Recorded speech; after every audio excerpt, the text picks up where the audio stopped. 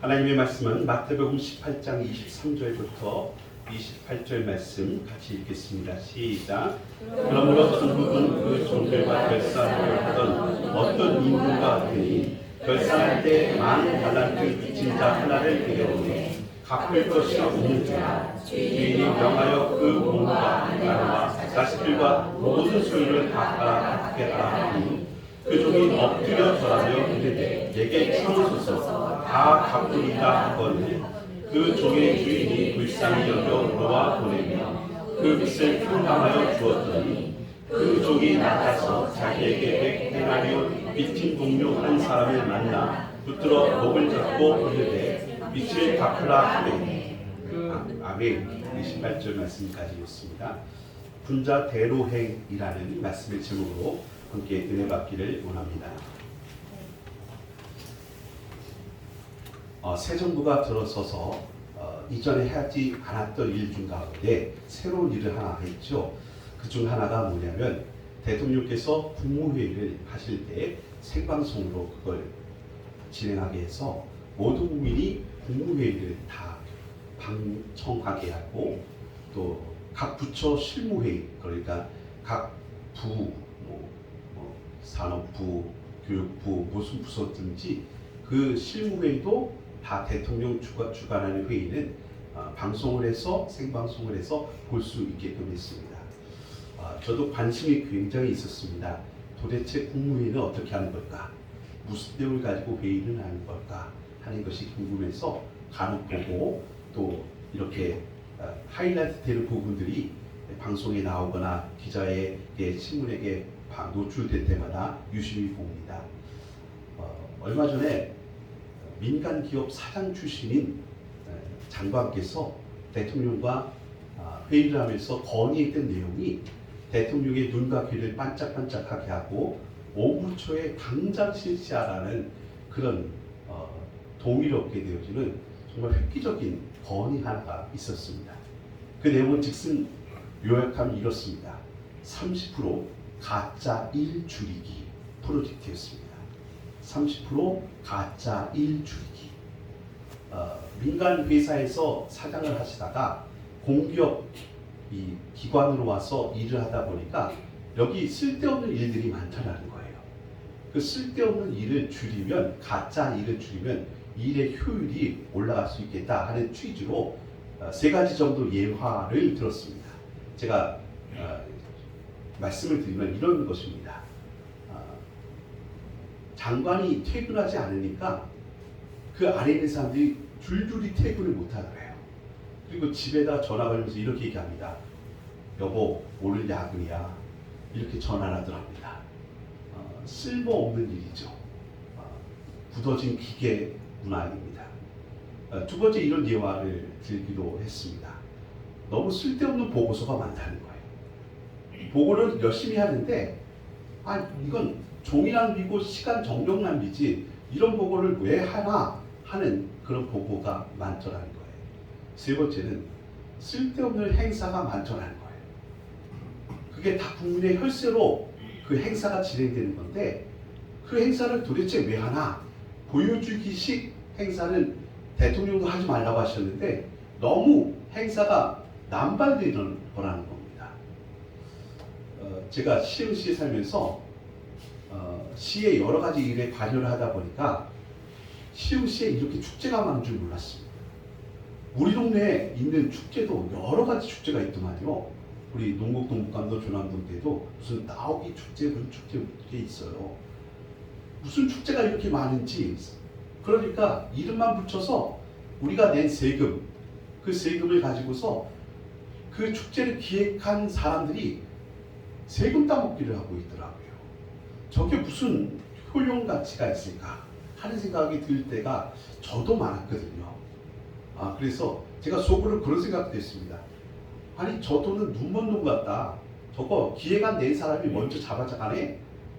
그런 생각도 했습니다. 여러분, 우리 주변에서 축제가 있는데 축제한다는 거 잘 모르시잖아요. 우리는 갯벌 축제는 알고 있지만, 우리 대표 축제는 알고 있지만 다른 축제가 뭐가 이렇게 많습니까? 상당히 많은데 각 지자체마다 경쟁하듯이 그렇게 축제가 많고요. 동네마다 무슨 행사가 많은지 모르겠습니다. 그게 다 보여주기 시간일까요? 이 가짜 일 30%를 줄이자 대통령이 눈이 번쩍 띄었습니다. 이렇게 좋은 생각은 이 부처만 아니라 우리 전 정부가 실시해야 되겠다. 이런 얘기를 하시더라고요. 맞습니다. 우리가 주님의 일을 하잖아요. 주님의 일을 해야 되는데 마땅히 하여할 일에 충성으로 하셔야 되죠. 마땅히 하여할 일 있으면 피 흘리면서 하셔야 됩니다. 하지만 가짜 일, 쓸데없는 일, 하나님의 영광을 드러낸다고 말을 해놓고 자기 이름을 드러내는 일, 이런 일들은 우리가 삼가하고 조심해야 되지 않겠습니까? 오늘 말씀을 읽어보시면 용서가 주제가 된다는 것을 아마 짐작하실 겁니다. 이 말씀 바로 앞에는 이런 얘기가 있습니다. 베드로라 하는 제자가 예수님께 묻습니다. 내 형제를 몇 번이나 용서해 주면 좋을까요? 라고 묻습니다. 똑같은 일을 잘못했을 때 여러분 몇 번 용서해 주시겠습니까? 똑같은 범죄를 몇 번이나, 율법에 보면 3번까지 용서해 주랍니다. 예를 들어서 나한테 사기를 쳤어요. 그런데 또 사기를 쳤어요. 또 사기를 쳤어요. 몇 번까지 용서해 주라고요? 3번까지. 저같이 성질 급한 사람한테 만나면 이렇게 얘기할 겁니다. 날 엿먹이냐고, 날 무시하냐고, 어떻게 똑같이 나한테 한 번 용서했는데 또 그러냐고 막 따지고 화를 낼 것 같습니다. 근데 율법에 의하면 3번까지 용서해 주라는 거예요. 근데 베드로가 그 얘기를 하면서 뭐라고 얘기하면, 예수님 7번까지 용서해 주면 될까요? 이제 예수님 믿는다는 겁니다. 자기는 다른 유대인과 달리 나는 예수를 믿고 있으니까 조금 더 손을 쓸 것입니다. 2배에서 조금 더 얘기라는 것이죠. 이 심보가 바리새인의 심보였습니다. 원래 하나님께서 이스라엘 백성들에게 금식 기도는 1년에 한 차례 명하셨습니다. 대속죄일 1년에 한 차례 금식하라는 겁니다.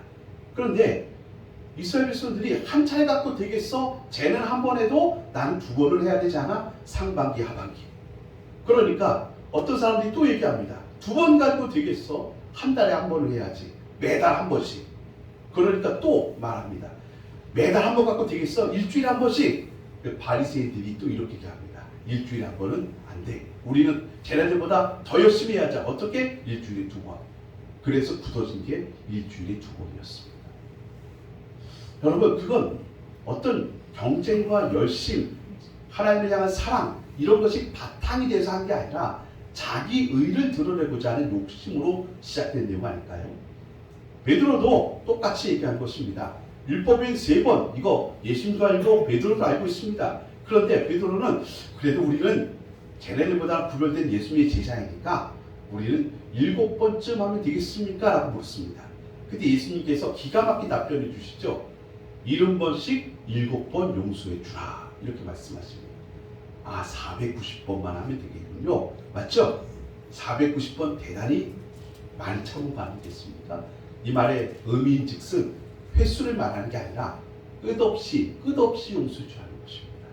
어떤 일로요? 똑같은 일에 대해서 나한테 똑같은 일을 계속 실수를 하고 계속 잘못해도 끝까지 용서해 주라는 것입니다.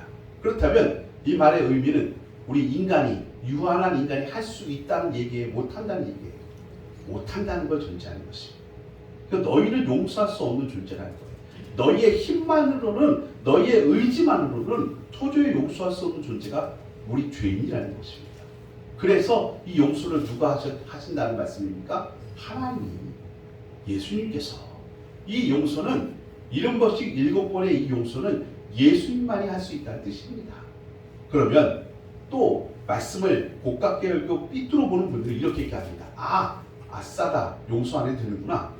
그 용서는 하나님의 법이라고 했으니까 이제부터 나는 용서하지 말고 살아야지, 그냥 내 속에서 나오는 대로 반응하며 살아야지, 이렇게 얘기하는 분이 있습니다.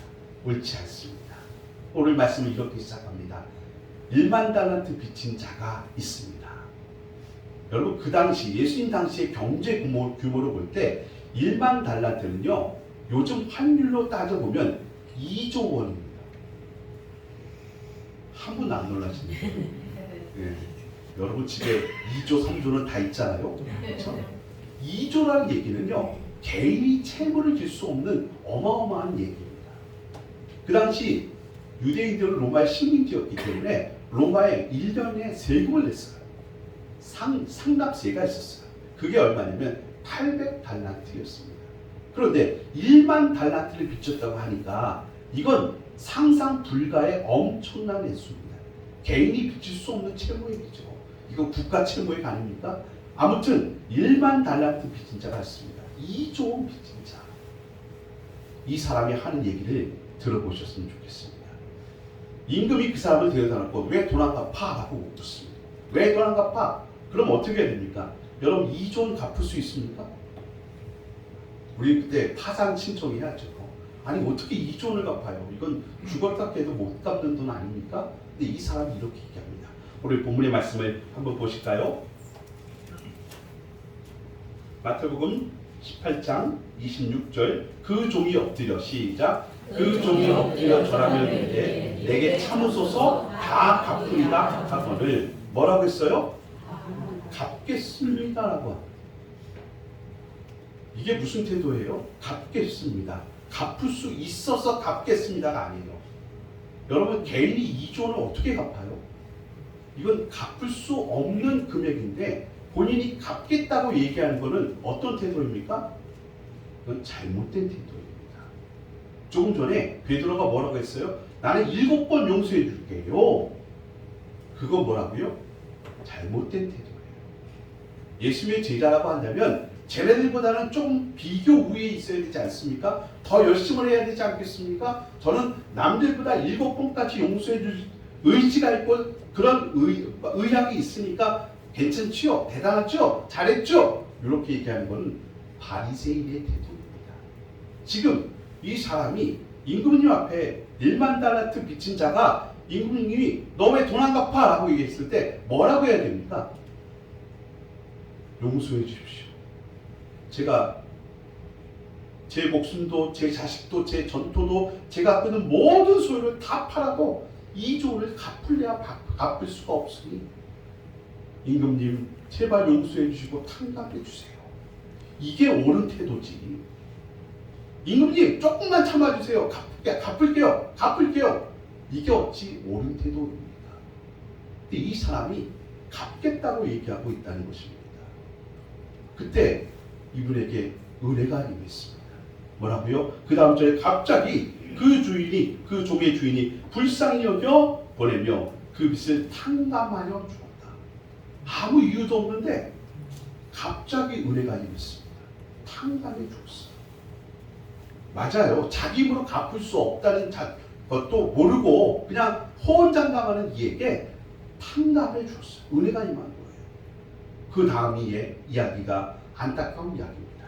이 사람이 그 탕감을 받고 나가던 중에 동물을 만나게 됩니다. 자기 친구를 만나게 된 겁니다. 근데 그 친구가 자기한테 100데나리온을 빚진 자입니다. 100데나리온을 빚으셨어요. 그걸 따져야죠. 환율 따져야지 계산이 빠르니까. 아까 1만 달러터 얼마라고 했죠? 2조를 깎아버리시네요. 네, 2조 원이었어요. 100데나리온은 얼마냐? 요즘 환율로 따지면 2천만 원 정도 됩니다. 2,500에서 2천만 원 정도 됩니다. 그러면 여러분 2조와 2천만 원 비교가 됩니까? 비교 불가죠. 2조와 2천만 원은 이건 비교할 수 없는 금액이에요. 방금 2조로 탕감받은 자가 자기 친구를 만나는데 자기 돈을 빌려간 사람 얼마요? 2천만 원 빌려간 사람이에요. 그 2천만 원 빌려간 사람을 향해서 어떤 태도로 나왔는지 성경을 통해서 확인하겠습니다. 그 다음 절이죠. 28절 그 종이 나가서 자기에게 100데나리온 빚진 동료 한 사람을 만나 붙들어 뭘 잡았어요? 목을 잡고 이르되 빚을 갚으라 하며 목을 잡았다. 멱살 잡았습니다. 멱살 잡았다인데요. 목을 잡았다라는 말의 역설은 아주 부드럽게 묘사되고 있는데요. 원어 성경에서 이 단어는 뭐냐면 목을 졸랐다라는 뜻이에요. 언제까지요? 죽기 일보 직전까지. 그러니까 어떻게 채근한 거예요? 그냥 돈 내놔 이 정도가 아니에요. 네? 야 이 XX야 너 때문에 내가 못 살겠다 하면서 목을 조르고 있는 거예요. 너 죽고 나 죽자 이 태도로 간 거예요. 어떤 사람이 방금 1만 달란트 탕감받은 자가 자기 친구를 향해서 자기한테 2천만 원 빚진 자를 향해서 너 죽고 나 죽자 어떻게 이런 돈을 안 갚을 수 있어 이 날강도 같은 놈아 하면서 목을 조르고 있던 모습이라는 것입니다. 그리고 어떻게 합니까? 고소를 하게 되었습니다. 임금 앞에 끌려가서 이 사람을 옥에 넣어주십시오. 고소한 거예요. 내 돈 떼먹었으니까 몸으로 그 돈 갚을 때까지 옥에 가둬달라고 얘기하고 있는 것입니다. 참 안타까운 이야기 아닐 수 없습니다. 무려 2조를 탕감받은 자가 100데나리온 2천만 원 때문에 지금 이런 일을 벌이고 있는 이 사실이 너무 안타깝습니다. 물론 이 말씀의 말미에는 이 사실을 안 주인이 노발대발하면서 2조 탕감한 사실을 무효화하고 너도 그 돈 갚을 때까지 감옥에 가 있으라고 넣는 이야기로 끝나게 되었습니다. 우리 이 말씀이 무슨 의미가 있을까요? 용서는 하나님의 것이라고 제가 아까 70번 이야기 가운데 확인해 드렸는데, 그리고 1만 달란트와 100데나리온 빚진 자의 이야기를 통해서 용서는 도대체 우리에게 뭘 말하고 있는지를 확인해 드리겠습니다. 자, 우리가 1만 달란트 도저히 갚을 수 없는 돈을 탕감받았다는 이 이야기는 어디에 적용하면 좋을까요? 우리 구원에 적용하는 겁니다. 우리의 구원, 우리가 예수님의 보혈로 그 목숨값으로 우리가 구원받았잖아요.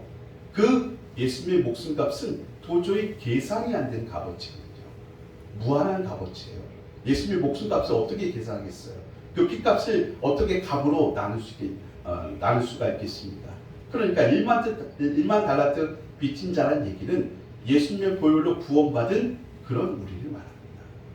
그렇다면 100데나리온은 뭘 말할까요? 100데나리온? 2천만 원은 뭘 상징하겠습니까? 여러분, 우리의 일상에 있는 모든 걸 다 포함하는 값어치입니다. 예를 들어서 예수님께서 이런 말씀하셨죠. 예수님께서 죽기 전에 재판받으러 가실 때에 포박 받으셔서 이제 분봉왕 앞에도 서고 그 다음에 총독관 앞에도 서고 했습니다. 그때 예수님이 이렇게 말합니다. 내가 묶인 것 외에는 너희들도 나와 같이 되기 원합니다. 예수님이 그 앞에 서 있는 분봉왕 헤롯 왕이라든지 아니면 빌라도 총독 앞에서 한 말입니다. 그 무슨 말입니까? 지금 예수님께서 너희들도 나와 같이 되길 원한다는 얘기는 너희들도 진리를 믿고 예수님을 믿어서 구원받길 원한다는 것입니다. 이들이 갖고 있는 게 뭐예요? 2천만 원이죠. 이 세상의 모든 값어치를 다 갖고 있는 합산의 금액을 2천만 원으로 볼 수 있는 것입니다. 분봉왕의 가치, 총독의 가치, 그들이 갖고 있는 모든 권세의 가치를 다 합친다면 얼마라고요? 2천만 원이요. 그리고 예수님께서 이들에게 주시고자 했던 걸 뭐라고요? 100데나리온이 아니라 1만 달란트. 2조 원의 가치, 자기가 구원을 주시기를 원했다라고 말씀하신 것입니다. 구약 성경에 보면 요셉이라는 청년이 나옵니다. 나중에 보면 이 요셉이라는 청년은 70인 가족 중에 한 명이었다고 드러나게 됩니다. 그렇죠? 70인 가족 중에 한 명. 나중에 요셉이 총리가 되어서 자기 가족을 초청했을 때 70명이 왔잖아요. 70인 가족 중에 한 명이에요. 근데 그 70인 가족 중에 한 사람이 애굽의 총리가 되어집니다. 있을 수 없는 얘기예요. 있을 수 없는 얘기예요. 여러분, 총리가 되려면요, 그분의 인물도, 그분의 학식도 중요하지만 그분의 뒷배경도 중요합니다. 저분이 전라도 사람인지, 경상도 사람인지, 충청도 사람인지, 학벌은 어디 나왔는지 이런 거 다 따져보는 겁니다. 그렇죠? 그렇다면 애굽의 총리가 되려고 한다면 70인 인맥이 70명인 그런 작은 부족, 시족이라고 할 수 없네요. 그런 작은 민족에서 나온 사람이 총리가 될 수 있겠습니까? 그것도 과거 전력이 노예입니다. 과거 전력이 교도소 출신 전과자입니다. 이런 사람이 갑자기 총리가 될 확률은 0%라고 해도 틀린 말은 아닌 것 같습니다. 근데 그분이 총리가 되고 나서 나중에 자기 형님들 보게 되죠. 그 형님들이 누굽니까? 실제로 자기를 죽이려고 했던 사람들. 죽이려고요. 애굽에 먼저 팔아먹지 않았습니까? 팔기 전에 사실 죽이기로 마음을 먹었었어요. 죽이기로 마음 먹었는데 마침 이스마엘 상도들이 지나가니 한 사람이 건의를 하죠. 우리가 여기서 손에 피를 묻히는 게 무슨 이득이 있겠느냐. 차라리 노예로 팔아먹자. 그러면 머지않아서 죽을 때 자연스럽게 죽는 거니까 우리 피를 묻히지 말자. 그래서 팔린 겁니다. 그 요셉이 형님들 만납니다. 어떻게 해야 됩니까? 눈에는 눈, 이에는 이죠. 아무리 혈육이라 할지라도 자기를 죽이려고 했던 형제들인데 마땅히 죽여도 상관없는 거 아닙니까? 눈에는 눈 아닙니까? 그런데 그가 놀라운 용서를 합니다. 말씀드렸다시피 70번씩 7번 하는 용서는 우리가 할 수 있는 용서가 아니잖아요. 그런데 이 용서를 실천한 분들이 있더라는 거예요. 어떻게 용서했는지 그 설명을 하는 겁니다. 도저히 하나님만이 하실 수 있는 용서를 한 사람들은 어떻게 했을까? 그 얘기하고 싶어서 이 얘기하는 것입니다. 요셉이 그 형제들을 용서했어요. 어떻게 용서했습니까?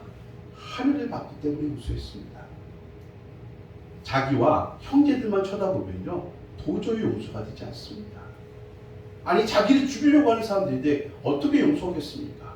근데 그 순간 요셉이 하늘을 쳐다봤습니다. 하늘을 쳐다보니까 뭐가 보여요? 하나님의 뜻이 보이죠. 하나님께서 저 형님들 통해서 나를 이곳에 보내신 것은 생명을 살리려고 나를 먼저 보내신 사건이구나. 여러분, 눈을 들어 하늘을 보는 게 그게 능력입니다. 그걸 우리는 기도라고 합니다. 우리의 성정은 누구나 다 똑같아서 믿음과 기도 없이는 다 마음으로 죄를 짓고 있습니다. 용서가 되지 않는 거죠. 아니 어떻게 70번씩 7번을 용서할 수 있습니까? 그런데 여러분과 제가 그 순간 눈을 들어 하늘을 보면 내가 1만 달란트 2조 원의 탕감받은 사람이라는 것이 생각납니다. 여러분 지금 조금 전에 2조 원 탕감받은 자가 2천만 원 그거 용서 못해줘? 속으로 다 이렇게 생각하고 계셨잖아요. 눈을 들어 하늘을 쳐다보지 않으면 그 순간 우리도 그래 니들이 날 죽이려고 했으니까 내가 너희를 죽여도 상관없지 이건 정당방위야 이렇게 될 수 있는 거잖아요. 그런데 그 순간 요셉이 눈을 들어 하늘을 바라봤습니다. 그때 하나님의 뜻이 마음속에 새겨지고 이해가 됐습니다. 당신들이 나를 죽이려고 나를 여기서 애굽에 팔아먹어서 여기 온 게 아니라 하나님이 생명을 구원하게 하려고 나를 보내신 것입니다. 이 고백을 하게 됩니다. 똑같은 훌륭한 분이 신약성경에 나옵니다. 스데반이라는 집사님이십니다. 스데반 집사님이 군중들 앞에서 설교를 했습니다. 예수 믿으라고 전도하는 것이죠. 너희들이 십자가에 나무에 달아 죽인 자 바로 그 사람이 예수님이시고 우리의 구주가 맞고 부활 승천하셨다. 이렇게 전도를 했습니다. 그 말 들은 사람들 중에 화가 났습니다. 왜? 본인들이 예수님을 죽였으니까 화가 났습니다. 사울이라는 청년을 앞장세워서 죽이려고 했습니다. 그때 스데반 집사님이 오늘 어떻게 자기에게 돌을 들어 던지는 사람들을 용서할 수 있었냐고요? 여러분 성경에 나옵니다. 여러분 주번에 보시면 말씀이 들어있습니다. 사도행전 7장 55절 56절 사도행전 7장 55절 56절 금주의 말씀 있죠? 스데반이 성령 충만하여 하늘을 우러러 주목하여 하나님의 영광과 및 예수께서 하나님 우편에 서신 것을 보고 말하되 보라 하늘이 열리고 인자가 하나님 우편에 서신 것을 보노라 한외 그리고 돌로 침을 받을 때 60절 말씀 같이 읽겠습니다. 시작. 무릎을 꿇고 크게 불러 이르되 주여 이 죄를 그들에게 돌리지 마옵소서 이 말을 하고 자기라. 스데반 집사님이 돌치는 자기를 향해서 돌로 죽이려고 하는 사람들을 어떻게 용서할 수 있었습니까? 그의 성정이 대단해서요? 7번 용서하는 사람이라서요? 아닙니다. 그 순간 눈을 들어 하늘을 봤습니다. 여기 하늘에 계신 이를 보았습니다. 자기를 바라보고 계시는 하나님을 본 것입니다. 여러분, 우리가 용서할 수 있는 비결이요? 우리 못합니다. 솔직히 70번씩 7번 여기 용서할 분 아무도 없습니다. 저를 포함해서. 그럼에도 불구하고 오늘 이 말씀을 마음에 두십시오. 우리가 용서할 수 있는 노력을 하지 않아도 된다가 아니라 우리는 남들보다 더 열심히 용서해야 된다라고 주장하는 것이 아니라 그 순간 내가 1만 달란트 탕감받은 자라는 것을 꼭 기억하십시오. 그 순간 기도하고 엎드리십시오. 눈을 들어 하나님을 보십시오. 하나님의 거룩한 뜻이 어디 있는지를 살펴보시라는 말씀이십니다. 그때 예수 믿는 분들에게 세상이 감당하지 못할 하나님의 사랑과 은혜가 임하실 수 있다라는 것입니다. 한 집사님이신데요. 이 집사님이 결혼을 했습니다. 총각 때 이렇게 결혼하셔서 나중에 집사님 되셨는데 이 남자분이 참 어려운 집안에서 결혼하셨습니다. 처가는 괜찮게 살아요. 잘 살아요. 사업을 하려고 했는데 돈이 어디 있어요? 그러니까 처가에 있는 돈을 다 끌어다가 사업을 한 거예요. 잘 되면 얼마나 좋겠어요? 그런데 망했어요. 쫄딱 망했어요. 쫄딱 망했어요. 이 집사님이 얼마나 상심이 되겠습니까? 그러니까 안 하던 술도 먹게 되어지고 인생이 참 피폐해지죠. 그날도 이분이 상심한 마음을 달랠 길 없어서 깡소주 한잔 하시고 주무셨어요. 집에서. 아내가 등장했습니다. 이 아내가 평소에도 자기는 처가의 등을 믿고 처가 식구들하고 이 아내조차 남편을 좀 깔고 무시한 성향이 있었던 모양이에요. 근데 그랬던 분이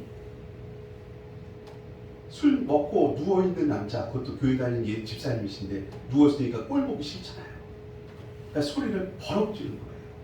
돈도 못 버는 주제에 술 처먹고 자빠져 있다고, 자고 있다고 소리를 지르는 거예요. 그러니까 이 집사님이 자다가 그 소리를 들었죠. 바가지를 그래서 바락바락 하니까 들리죠. 순간 평소에도 앙금이 있었잖아요. 본인을 향해 무시하고 멸시하고 그것에 대한 증오와 분노가 있었던 이 사람이 순간적으로 돌아버렸어요. 그래서 부엌에 있는 칼을 들고 와서 그만 아내를 죽였어요. 나중에 피 묻은 칼을 들고 있는 자기를 보면서 그제서야 정신이 돌아왔어요. 아내 시신을 들고 울고 통곡을 했어요. 어떻게 알았는지 경찰차가 옵니다. 정신이 아마득하죠. 아마득한데 그때 귀에 이상한 소리가 들린 거예요. 야 인간아, 그만 좀 자. 돈도 못 버는 놈이 무슨 하루에 10시간을 잠을 자빠져 자고 있냐. 꿈이었던 거예요. 그 아내가 버럭버럭 소리를 치면서 자기를 향해서 고래고래 소리치면서 밥 먹고 자라고 소리치고 있는 것입니다. 그런데 그 순간 이 집사님이 그 앙칼진 부인의 목소리가 그렇게 사랑스러워 보이더래요. 너무너무 감사해요. 꿈속에서 일어난 일이라 너무너무 감사해요. 여러분과 제가 여기 점잖게 앉아있지만 우리도 한순간에 돌아버린 날이 없다고 누가 말하겠습니까? 우리는 연약합니다. 우리 안에는 이 분노라는 게 있어요. 화가 있어요. 자격지심이라는 게 있어요. 팔자의식이라는 게 있어요. 내가 남편 잘못 만나서 이런 마음들이 있어요. 그게 쌓이다 어느 날 뻥 하고 폭발될 날이 있을 수 있어요. 우리 이렇게 연약한 존재라는 것을 잘 알고 있기 때문에 오늘 이런 말씀을 읽으면 마음의 부담으로 다가와요. 난 용서를 못하네. 겉으로는 할 수 있지만 어떻게 진심으로 참마음으로 용서할 수 있겠냐. 맞아요. 그래서 이 말씀의 원 의도는 이건 하나님이 우리를 향한 용서라는 걸 확인시켜 주시는 거예요. 그리고 우리에게 잊지 말라는 거예요. 너희들이 지금 2천만 원 때문에 싸우고 있는데 사실 2천만 원 빼앗기면 2천만 원 도둑 맞으면 기분 되게 나쁘거든요. 평생 잊지 못한다니까요. 그렇죠? 그 잊어버릴 사람 없습니다. 2천만 원 떼어왔는데 누가 잊어버려요. 그런데 그 순간 스테반 집사님처럼 요셉처럼 군자가 되고 대로행이 될 수 있는 이유가 있다면 내게는 이조원이 있다는 생각이 있으면 가능해요. 너희들이 지금 2천만 원 때문에 죽고 살고 못 살고 막 서로 경쟁하고 뒤움박질하고 살고 있는데 나도 전에는 그랬어. 그 2천만 원이 전부인 줄 알고 그거 어떻게 놓치냐고 그것 때문에 어떻게 빼앗기면 어떻게 사냐고 그랬는데 놀랍게 우리에게 깨달은 게 있어요. 내게는 이조원이 있다는 사실. 이조원이 있다는 사실. 그러면 서두에 여러분 속으로 1만 달란트 탕감받은 자가 뭘 2천만 원 갖고 저렇게 멱살을 부여잡고 죽이려고 하고 감옥에 쳐넣냐? 좀 너무하다. 다들 동감하셨다면 우리의 일상 가운데 2천만 원 때문에 뒤지고 볶고하는 이 세상 속에서 2조 원을 가진 자의 여유를 갖고 좀 큰 사람이 되었으면 좋겠습니다. 2천만 원 늘 떼이자가 아니에요. 찾아야죠. 하지만 여러분 마음에 2조를 갖고 있는 사람이라는 의식을 늘 갖고 계신다면 때로는 2천만 원을 주면서도 영혼을 살릴 수 있는 길도 열릴 수 있어요. 오늘 그 2천만 원을 믿음으로 과감하게 포기하면 하나님께서 언젠가 따따블로도 주실 수 있어요. 그 하나님, 내게 무조건 아무 이유 없이 2조 원을 주신 그 하나님 앞에 믿음을 가지고 나아갈 수 있다면, 그 하나님을 의지하고 친실하신 하나님을 붙잡을 수 있다면, 여러분 소유의 삶이 아니라 군자 대로에게 삶을 살 수 있다는 것입니다. 많이 가져야 군자 대로에게 된다고 세상은 우리를 속이고 있습니다. 그 거짓에 속지 마십시오. 많이 가지면 군자 대로에게 됩니까? 아니던데요. 더 갖고 싶던데요. 조금 더 갖고 싶던데요. 네? 부자가 더 구두쇠라는 거 아시잖아요. 많이 가져서가 아니라 예수를 가져야만 군자가 되실 수 있습니다.